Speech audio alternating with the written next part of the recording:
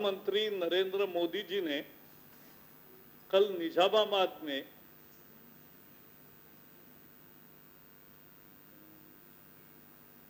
केसीआर और बीआरएस का भांडाफोड़ किया।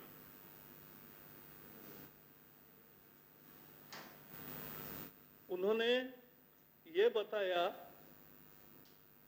तारीख सहित कि केसीआर ने कहा उनको कि वो एनडीए में आना चाहते, लेकिन मोदी जी ने कहा कि नो, उन्होंने रिजेक्ट किया।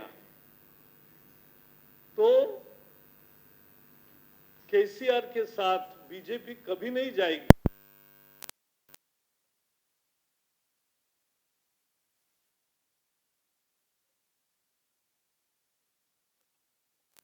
तो इसलिए इस खुलासे से प्रधानमंत्री की स्पष्ट तरीके से बोलने से बीआरएस और बीजेपी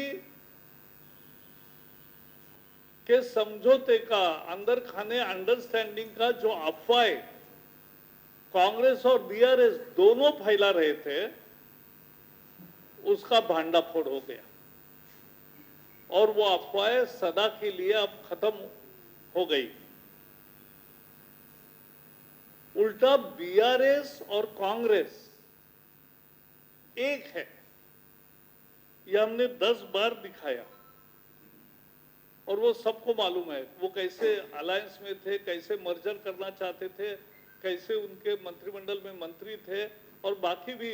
अभी कांग्रेस को वोट देते तो वो एमएलए बीआरएस में जाता। तो कांग्रेस बीआरएस एक है, बीआरएस बीजेपी एक नहीं है। हम ही विरोध में है। बीआरएस को इस बार पराजित करेंगे, बीजेपी विजयी होगी, यह हमें पूरा विश्वास है। अब वो क्या हुआ, इस खुलासे से बीआरएस बहुत हताश हुआ और वो जैसे एनडीए में एंट्री मना किया तो वो हताश हुए और उन्होंने प्रधानमंत्री के प्रवास में, दौरे में स्वागत को जाना ही बंद कर दिया। ये क्या है? पूरा प्रोटोकॉल खत्म करके वो इस तरह से उनके बाइकआउट करते एक तरह से, तो ये उनकी हताशा है। और कल केटीआर ने जो बोला वो बहुत ही निंदनीय है। प्रधानमंत्री को लायर कहता है। सच बताया, मोदी जी ने सच्चाई बताई। बताओ केटीआर और केसीआर, आप प्रधानमंत्री को मिले थे कि नहीं? आपने प्रधानमंत्री को एनडीए में आने की इच्छा जताई थी कि नहीं?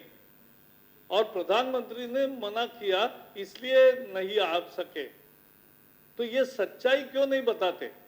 ये सच्चाई बतानी चाहिए, क्योंकि हम लड़ाई कर रहे तेलंगाना की जनता के लिए। जिस तरह से लूटा है इन्होंने, इस लूट का जवाब जनता देगी, एमएलएस को भी और बीआरएस को भी, और भारतीय जनता पार्टी जीतेगी। यही होना है।